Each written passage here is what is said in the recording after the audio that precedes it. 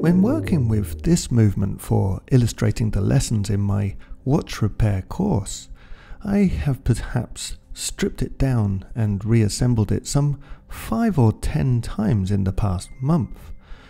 The last time I did this was during the live stream, and once it was assembled, the watch gave a very low amplitude.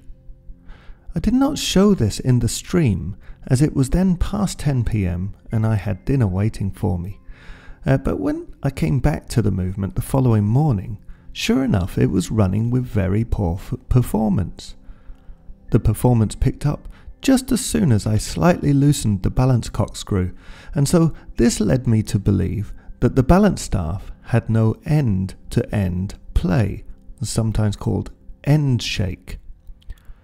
My initial thought was that this being a clone movement, maybe it was fitted with different sized end stones. I had removed both the Inca block settings during the live show, and so I wondered if I had replaced them wrongly.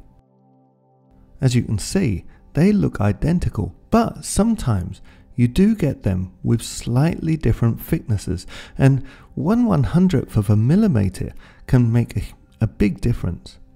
And in this situation, replacing the Inca block settings the wrong way round can cause exactly the same symptoms that I was observing.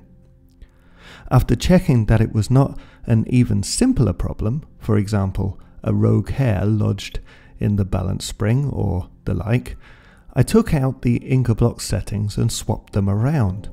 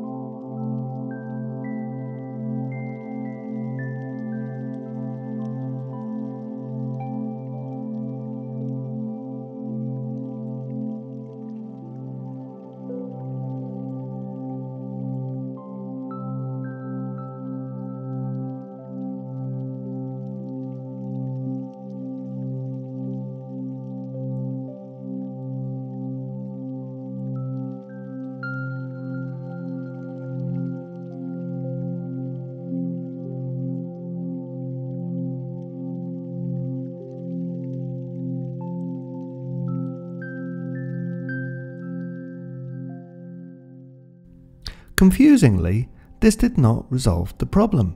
In fact, the watch movement was running with just the same low amplitude performance as before. Again, loosening the screw resolved the issue, and so yes, it is definitely an end shake problem.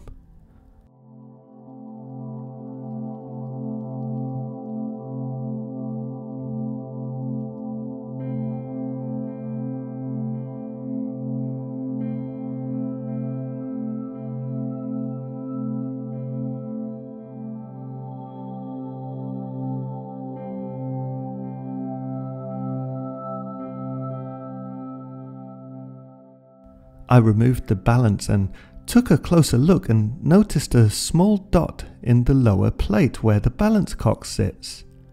One little trick some watch repairers will do in order to make fine adjustments to the balance end shake will be to make a bump in the metal where the balance cock sits in order to lift the balance cock very slightly upwards and allow the balance staff more play.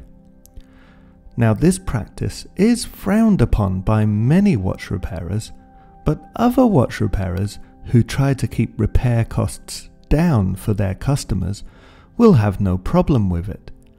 The purpose of this video is not to open a discussion about whether this is good practice or not, but I was fairly surprised as this movement was brand new when I purchased it and had never even been installed into a watch case.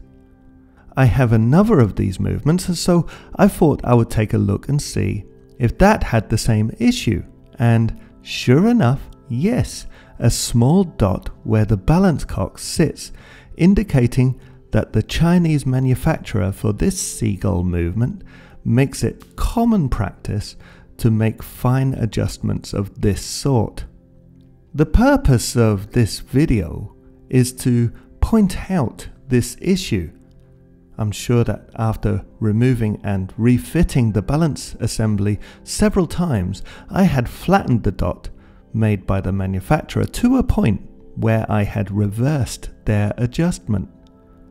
A simple case of making a fresh dot with my screwdriver allowed the balance to be lifted up, and now the movement is running like a champ again.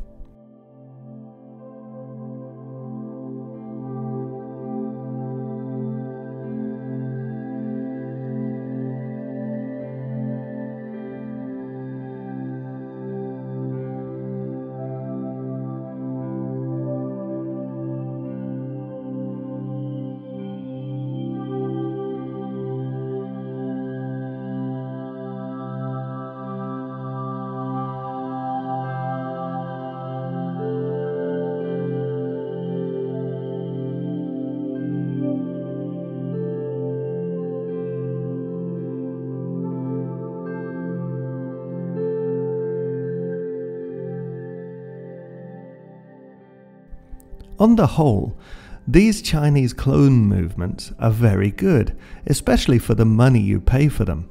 However, they do not come without their quirks, and this is one of them. I hope you found that information useful.